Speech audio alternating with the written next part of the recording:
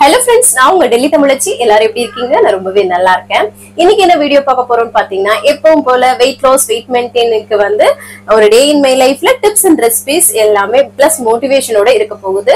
So skip பண்ணாம video பாருங்க, கண்டிப்பா உங்களுக்கு யூஸ்ஃபுல்லா இருக்கும். நம்ம சேனலுக்கு நீங்க ஃபர்ஸ்ட் டைம் இருக்கீங்க அப்படின்னா மறக்காம சப்ஸ்கிரைப் பண்ணி சப்போர்ட் பண்ணுங்க. இது வரைக்கும் சப்ஸ்கிரைப் பண்ணி சப்போர்ட் பண்ணி வச்சுக்கோங்க எல்லாருக்குமே ரொம்ப ரொம்ப நன்றி. இந்த வீடியோ ஏதாவது ஒரு விதத்துல கண்டிப்பா உங்களுக்கு யூஸ்ஃபுல்லா இருக்கும்னு நினைக்கிறேன். யூஸ்ஃபுல்லா இன்ஸ்டா ஒரு லைக் கொடுத்து என்ன வந்து மோட்டிவேட் பண்ணுங்க. நிறைய ஷேர் பண்ணி விடுங்க. அவ்வளவுதான். சில டவுட்ஸ் இருக்கு, அதெல்லாம் பார்த்ததுக்கு அப்புறம் இன்னைக்கு டே vlog வந்து பார்க்கலாம். இன்னைக்கு வந்து பாத்தீங்கன்னா நல்லா மஷ்ரூம் பிரியாணி, அதாவது வெஜிடபிள்ஸ் எல்லாமே சேர்த்து பிரியாணி பண்ணியிருந்தேன். வீட்டுல அப்படியே டாப் நாட்ச் அப்படின்ற மாதிரி இருந்தது. சிம்பிளா நம்ம வீட்டுல பண்றதே. இங்க வந்து கடைகள்ல எனக்கு ரொம்ப பிடிக்கிற விஷயங்கள் வந்து நான் வந்து பாத்தீங்கன்னா யாராவது செஞ்சு கொடுத்தா நல்லா இருக்கும்ன்ற மாதிரி அப்படி யோசிப்பேன். இந்த பிரியாணி இதெல்லாமே. சோ அதான். ஆனா இங்க உள்ள டெல்லியில ஐயோ நல்லாவே இல்லைங்க இந்த தமிழ்நாடு பிரியாணி எதுவுமே.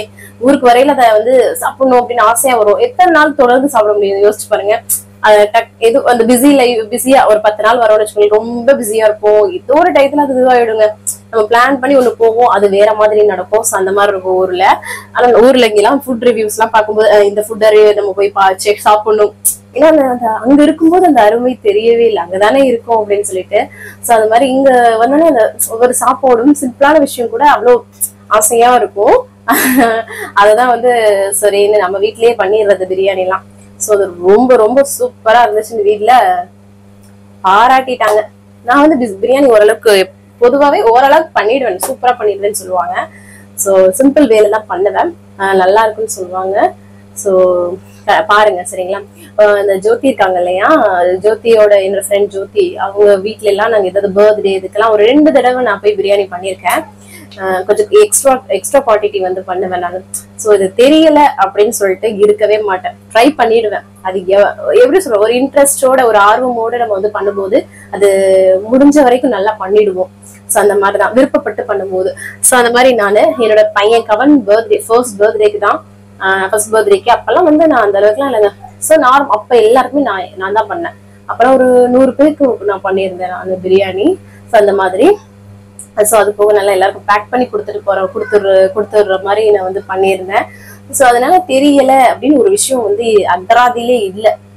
அது எவ்வளவு இப்ப வந்து வந்துருச்சு. அப்பெல்லாம் வந்து அதை கத்துக்கணும்னா ஒருத்தர்கிட்ட கேட்டுதான் கத்துக்கிற மாதிரி இருக்கும்.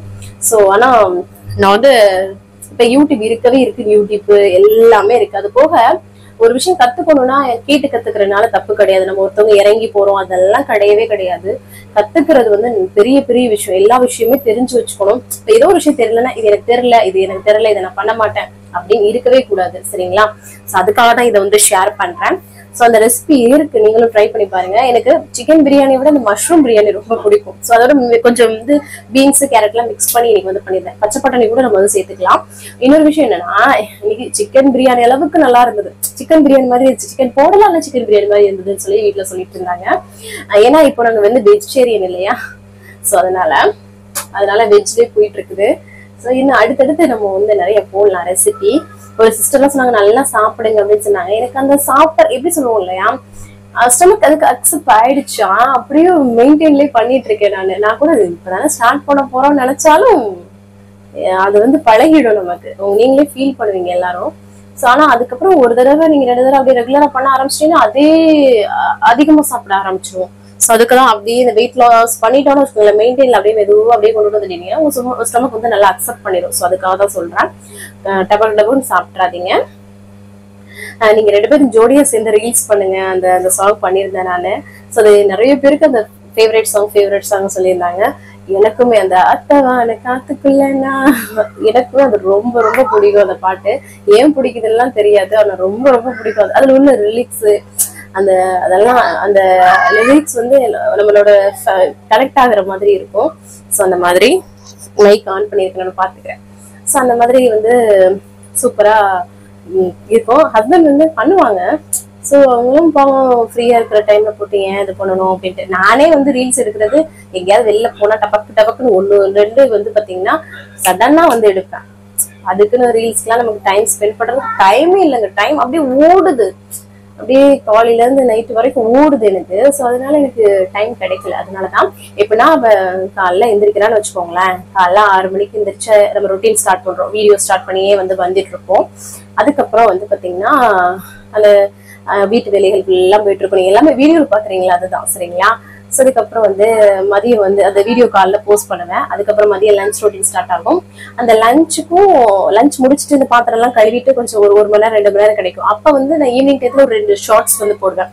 அதை எடிட் பண்ணி நான் போஸ்ட் பண்ணிடுவேன். போஸ்ட் பண்ணிட்டு அதுக்கப்புறம் டீ காஃபி போடுவேன்னா, அதுக்கப்புறம் நைட்டு டின்னர் நோக்கி ஓடுவோம். அந்த டின்னர் எல்லாமே முடிச்சுட்டு நம்ம அதுக்கப்புறம் எடிட் பண்ணி எல்லா வீடியோ எல்லாம் எடுத்து முடிச்சுட்டு அந்த வீடியோ 50 நிமிஷம் இருக்கிற வீடியோவா 20 நிமிஷமா நான் கன்வெர்ட் பண்ணி எடிட் பண்ணி அதுல அந்த பிரைட்னஸ் இதெல்லாம் பார்த்துட்டு இந்த லைட்டிங் எல்லாம் பார்த்துட்டு அதோட சவுண்ட் எல்லாமே மியூட் பண்ணிட்டு இவ்வளவு எடிட்டிங் பண்ணிட்டு அதை வாய்ஸ் ஓவர் இங்கதான் நின்று கொடுப்பேன். நான் நடுராத்திரில கொடுப்பேன். நான் எங்கெல்லாம் நாய் ஊழையிட்டு இருக்கோம். அதை எடிட் பண்ணி போட்டுட்டோம்னா வச்சுக்கோங்க, காலையில எடிட் பண்ணி அதை டவுன்லோட் ஆகிறதுக்கு 1 மணி நேரம் 2 மணி நேரம் ஆகும். அப்ப எடிட் பண்ணிட்டு வாய்ஸ் ஓவர்லாம் கொடுத்துட்டு நம்ம டவுன்லோட் போட்டுட்டு படுத்தோம்னு வச்சுக்கோங்களேன், அது பாட்டுக்கு நைட் ஆயிட்டு இருக்கோம். காலைல நம்ம 10 மணிக்கு போஸ்ட் பண்றது. ஸோ அந்த மாதிரி இப்படிதான் ரொட்டீன் போயிட்டு இருக்கு. கிட்டத்தட்ட டெய்லியுமே எனக்கு 12 மணி ஆயிடுங்க தூங்குறதுக்கு. ஸோ இப்படிதான் அடுத்தடுத்து ஷெடியூல் இருக்கும். எக்ஸ்ட்ரா இப்ப பாத்தீங்கன்னா கொஞ்சம் ஒரு சில வேலைகள் நிதானமா பண்ணிட்டு போன்னு வச்சுக்கோங்களேன். இப்ப எக்ஸ்ட்ரா நாங்க ஒரு வெளியில போறோம் அப்படின்னா அந்த வேலை அதுக்காக இன்னும் கொஞ்சம் ஸ்பீட் பண்ற மாதிரி இருக்கும் வேலை. ஸோ அதனால வெளியில போகணும்னா கூட எங்களுக்கு எக்ஸ்ட்ரா டாஸ்க் மாதிரி இருக்கும். ஸோ அப்படிதான் லைஃப் ரன்னிங்ல போயிட்டு இருக்குது. இந்த மாதிரி இருக்குது நல்லா தான் இருக்குது. ஏன்னா எந்த ஒரு விஷயத்த பத்தி மைண்ட் பண்ணிக்கிறது கிடையாது. நம்ம பின்னாடி என்ன பேசுறாங்க இதெல்லாம் எனக்கு கவலையே கிடையாது. நான் சரியான வழியில போறேன். என்னோட ஹஸ்பண்டும் என்னோட மாமியாரும் என்னை கரெக்டா கைட் பண்றாங்க. அதன்படி நான் கரெக்டா தான் போயிட்டு இருக்கேன். நமக்கே ஒரு விஷயம் தெரியும். ஸோ அதனால எதையுமே மைண்ட் பண்ணிக்கிறது இல்ல. யாரு சொன்னாலுமே காதுல வாங்குறது. இப்பெல்லாம் பாத்தீங்கன்னா யாரையுமே நான் நம்புறது கிடையாது. ஏன்னா பாத்தீங்கன்னா இங்க நம்ம கிட்ட ஒண்ணு பேசுறது, அவங்ககிட்ட ஒண்ணு பேசுறது எல்லாமே நடக்குதுங்க. சோ அதனால யாரையுமே எல்லார்ட்டையுமே ஒரு அந்த கீப் அப் பண்ணுவேன். நான் எப்பவுமே அந்த ரொம்ப இன்வால்வ் ஆயிட்டோம்னா அவங்க ஏதாவது ஒண்ணு பேசல நமக்கு வலிக்கும் இல்லையா. சோ அதனால எல்லா உறவுகளுமே பாத்தீங்கன்னா டேரக்டா ஒண்ணு நடக்குதான், பின்னாடி ஒண்ணு நடக்கும். சோ அது நம்ம லைஃப்லயும் இல்ல, அடுத்தவங்க லைஃப்லயுமே இப்ப நம்ம கிட்ட ஒரு விஷயம் சொல்றாங்க அப்படின்னா அவங்க அந்த சைடு வேற மாதிரி நடந்திருக்காங்க. சோ அது அப்ப இவங்க நம்ம கிட்டே இப்படிதான் இருப்பாங்களோ அப்பெல்லாம் நம்ம யோசிப்போம்ல. சோ அந்த மாதிரி சொல்றேன் நானு. நம்ம ஃபேமிலியா இருக்கட்டும் எல்லாத்தையுமே நம்ம எப்பவுமே பாத்தீங்கன்னா கண்டதையும் பேசாம நம்ம வேலையை நம்ம பார்த்துட்டு வர்றாங்களா நல்லா இது பண்ணிட்டு அப்படி போயிடணும். யார பத்தியுமே பேசக்கூடாது. அதுதான் நான் இன்னைக்கு சொல்றேன் உங்களுக்கு, சரிங்களா.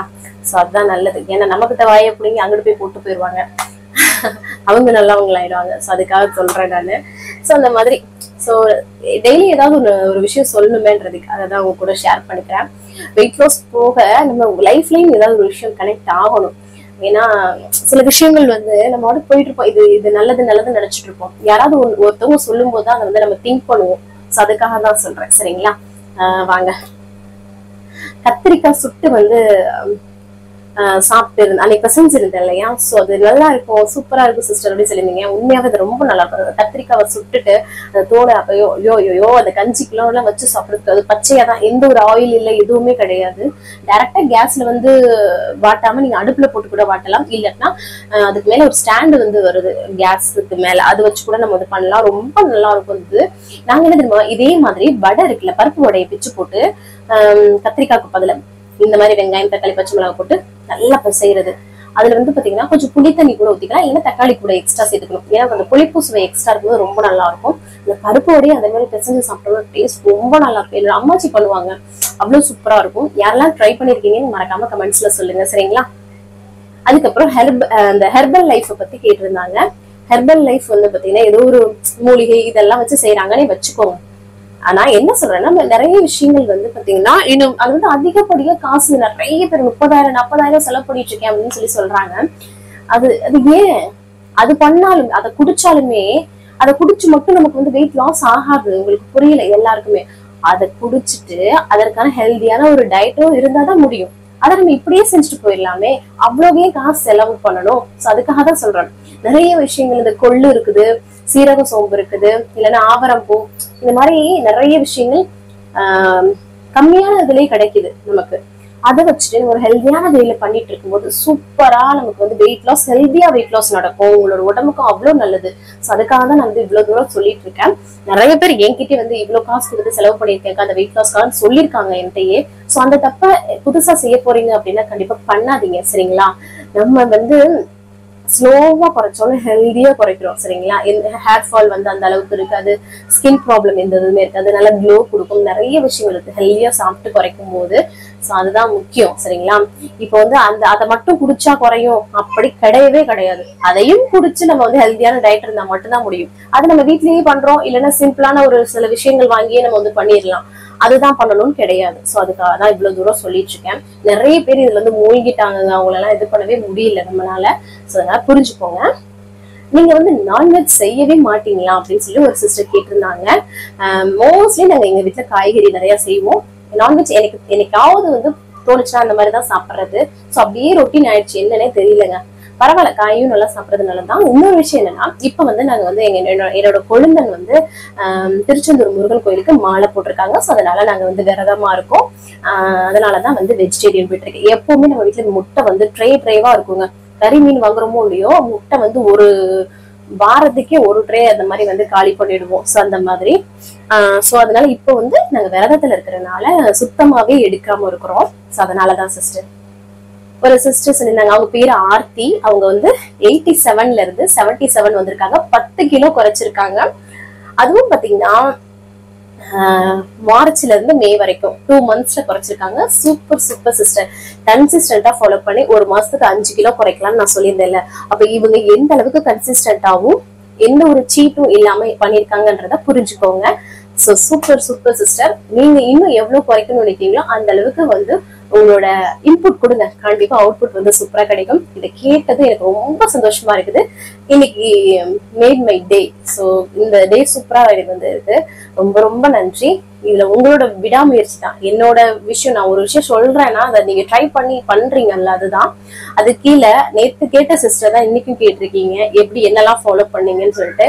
அவங்க அதுல மென்ஷனே பண்ணிருக்காங்க, நீங்க சொன்னதெல்லாம் தான் பண்ணிருக்கேன் அப்படின்னு சொல்லிட்டு. இன்னும் நீங்க முயற்சி பண்ணலன்னா கண்டிப்பா முயற்சி பண்ணி பாருங்க சிஸ்டர், ஈஸியா குறைச்சிடலாம், சரிங்களா? சோ எந்த சாப்பாடு வகை உங்களுக்கு பிடிக்குதோ அதுக்கு ஏத்தாப்புல நீங்க வந்து பண்ணுங்க, சரிங்களா? அதனால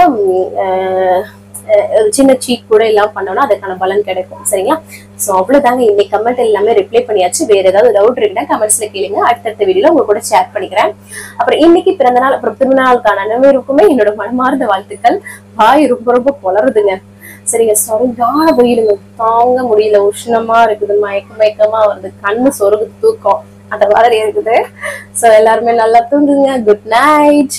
அதுக்கப்புறம் வந்து இன்னொரு விஷயம் என்ன சொல்லணும்னு நினைச்சேன், நிறைய தண்ணி குடிங்க, டீஹைட்ரேட் ஆக விட்டுறாதீங்க. தண்ணி தான் இந்த வெயில் காலத்துல நம்மள வந்து பாதுகாக்கிறது. நீர்க்காய்கள் எல்லாம் நல்லா சாப்பிடுங்க, சுரைக்காய், பூசணிக்காய், புடலங்காய் இதெல்லாமே நல்லா சாப்பிடுங்க. வெள்ளரிக்காய் எல்லாம் அதிக அளவு எடுத்துக்கோங்க. நல்லா தண்ணி குடிங்க, இளநீ கிடைச்சுட்டா குடிங்க. சோ நிறைய தண்ணி தான் நம்மளை வந்து இந்த வெயில் டயத்துல காப்பாத்துறது, சரிங்களா? புரிஞ்சுக்கோங்க. சரி வாங்க இன்னைக்கு டே vlog வந்து பார்க்கலாம். ஸ்கிப் பண்ணாம வீடியோ பாருங்க, வாங்க பார்க்கலாம். காலையிலே நல்லா வந்து ஃப்ரெஷ்ஷா வந்து டேவை வந்து ஸ்டார்ட் பண்ணியாச்சு. இதுக்கப்புறமா எம்டி ஸ்டமக்ல வெயிட் வந்து செக் பண்றதுதான். இன்னைக்கு நம்மளோட வெயிட் 58.85 வந்து இருக்குது. Super super. அதுக்கப்புறமா எம்டி ஸ்டமக்ல குடிக்கிறதுக்கு வந்து பிளாக் காஃபி தான், இன்ஸ்டன்ட் காஃபி பவுடர் போட்டு சுடுதண்ணி ஊற்றி குடிச்சாச்சு. நல்லா ரிலாக்ஸா, சண்டே இல்லையா? ஸோ நல்லா மாடிப்படியில இந்த உட்காந்துட்டு நல்லா காத்தோட்டமா சூப்பரா வந்து குடிச்சாச்சு. அதுக்கப்புறம் அம்மாச்சிக்கும் சித்திக்கும் வந்து காஃபி போட்டு கொடுத்தேன். ஹஸ்பண்ட் வந்து லெமன் டீ குடிக்கணும் போலன்னு சொல்லிட்டு அது வந்து அவங்களே போட்டு குடிச்சிட்டாங்க. அதுக்கப்புறம் பன்னீர் இதெல்லாம் எடுத்துட்டு ஹஸ்பண்ட் தான் வந்து பாத்தீங்கன்னா பிரேக்ஃபாஸ்ட் நான் வந்து பண்றேன் அப்படின்னு சொல்லிட்டாங்க. என்னன்னா பன்னீர் புர்ஜி மாதிரி பண்ணிட்டு பிரெட் டோஸ்ட், அதாவது இது வந்து கோதுமையில செஞ்ச பிரெட் தான், அதை டோஸ்ட் பண்ணிட்டு உள்ள ஸ்டஃபிங் பண்ணி நம்ம வந்து ஆல்ரெடி நான் வந்து பன்னீர் புர்ஜி எல்லாம் ரெசிபி போட்டிருக்கேன், அதுல குடமிளகா எல்லாம் சேர்த்து வந்து பண்ணிட்டு இருந்தாங்க. இந்த டேஸ்ட் ரொம்ப நல்லா இருக்கும், ப்ரோட்டீனுக்கு ரொம்ப நல்ல ஒரு சோர்ஸ். ஆயில் கம்மியா யூஸ் பண்ணி வந்து பண்றது. நம்மளோட சேனல்ல சர்ச் பண்ணீங்கன்னாவே வரும். ஸோ இந்த மாதிரி இருக்குங்க பன்னீர். இதுல வந்து முட்டை, இதே மாதிரி முட்டை போட்டும் பண்ணலாம், சரிங்களா? நல்லா இஞ்சி போட்டு பேஸ்ட் இதெல்லாம் போட்டு பண்றது. அங்க பாருங்களேன், அதை வந்து பிடிச்சிருந்தாங்க. எவ்வளோ குப்பையா ஆக்கி வச்சிருக்காங்கன்னு மட்டும் பாருங்களேன் கிச்சனை. அந்த எடுத்த பொருளை நம்ம எடுத்த இடத்துல வைப்போம் கிச்சன்ல. அவர் எல்லாத்தையும் அங்கனங்கன்னு வச்சிருப்பாரு. அப்புறம் கடைசியில கிளீன் பண்ணி கொடுத்துட்டு போவாங்க. ஸோ அந்த மாதிரி. ஸோ அழகா பிரெட்டை நல்லா டோஸ்ட் பண்ணிட்டு அதை உள்ள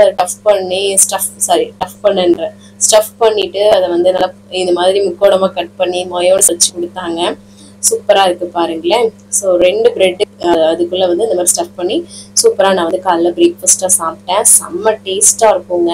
பிரெட் கிறிஸ்பியா இருக்கிறதுக்கு அது உள்ள சாஃப்டா வந்து அந்த ஸ்டஃபிங் கூட சாப்பிட்றதுக்கு ரொம்ப நல்லா இருக்கும். எல்லாருக்குமே பண்ணி பார்த்துட்டாங்க, காஃபி எல்லாம் போட்டு கொடுத்துட்டு. அப்புறம் சரி பாத்திரத்தெல்லாம் கழுவிட்டு அதை கிச்சனை கிளீன் பண்ணுவோம்னு சொல்லிட்டு நானே வந்து பண்ணிட்டேன். ஏன்னா அவங்க பாவம் இவ்வளவு செஞ்சு கொடுத்துருக்காங்கல்ல. ஸோ நமக்கும் ஒரு ஆக்டிவிட்டி மாதிரி இருக்கணும் இல்லையா. ஸோ அதனால அதுக்கப்புறம் குளிச்சு ஃப்ரெஷ் அப் ஆயாச்சு.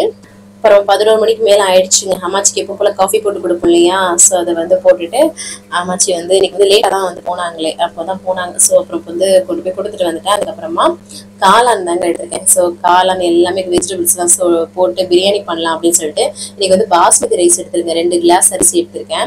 இந்தியா கேட் அரிசி தான் எடுத்திருக்கிறேன். சரிங்களா. இதை நல்லா வாஷ் பண்ணிட்டு நம்ம சைட் ஸ்டார்ட் பண்ண போகிறதுக்கு அந்த காயெல்லாம் வெட்டுறதுக்குள்ள முன்னாடி நம்ம வந்து இதை அலசி ஊற வச்சிட்டோம்னா அது வாட்டுக்கு ஊறிட்டு இருக்கும். அப்போதான் நல்லா இருக்கும் சோறு. ஸோ அதுக்கப்புறம் எல்லா காயும் வந்து கட் பண்ணிட்டு இருந்தேங்க.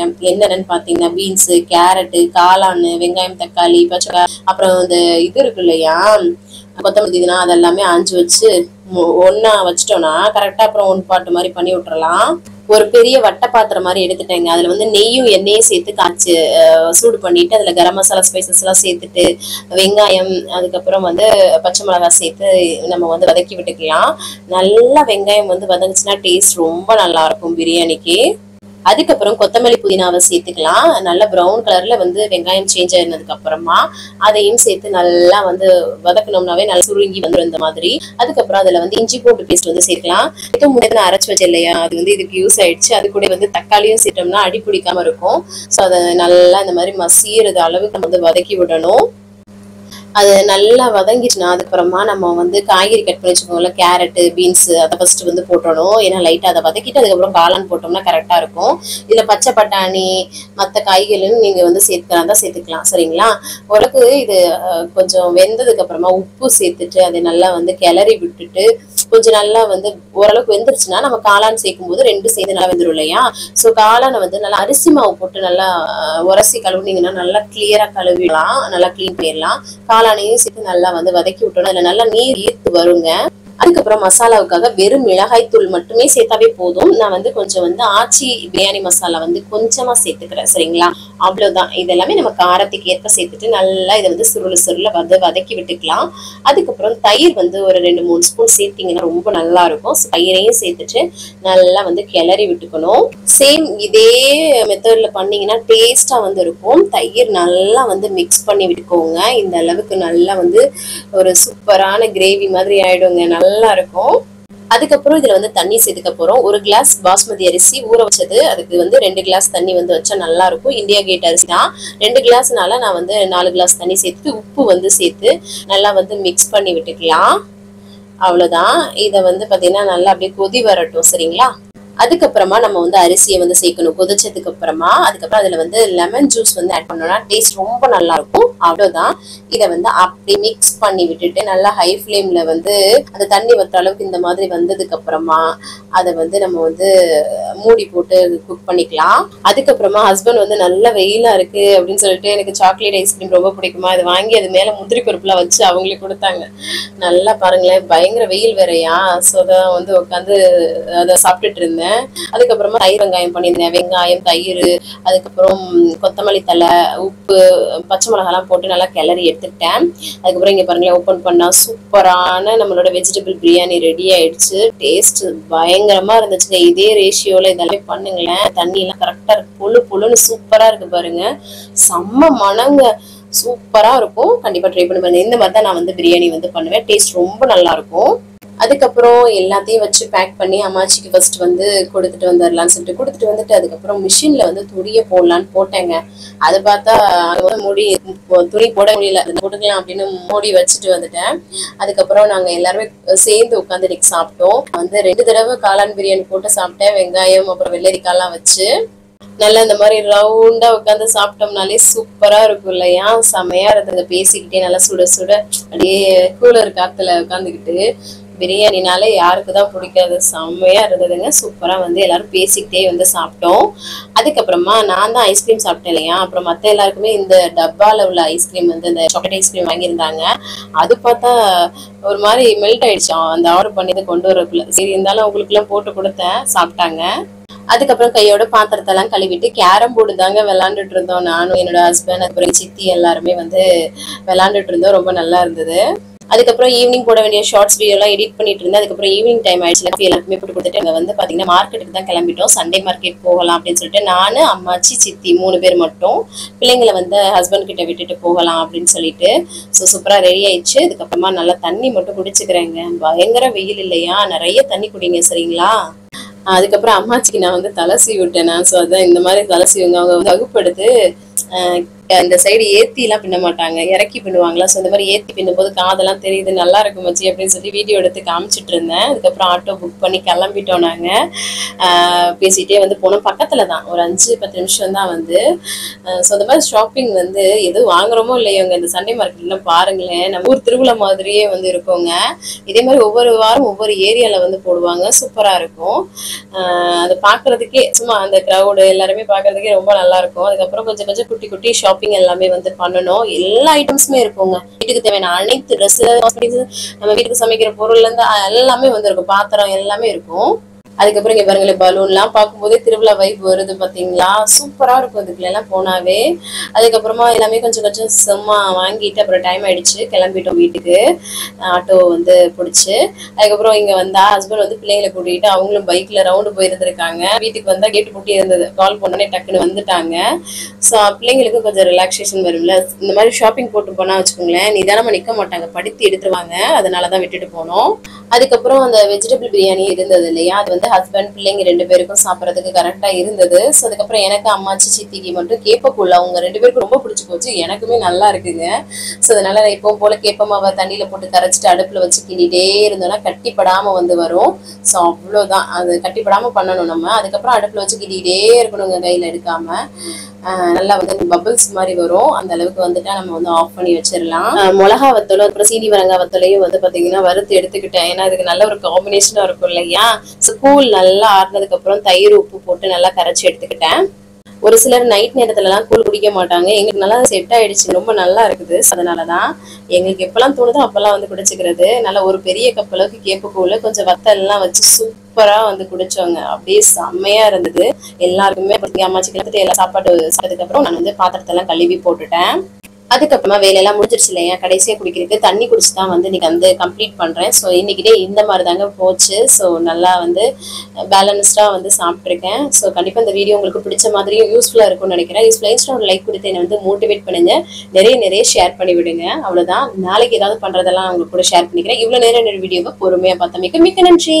பாய்.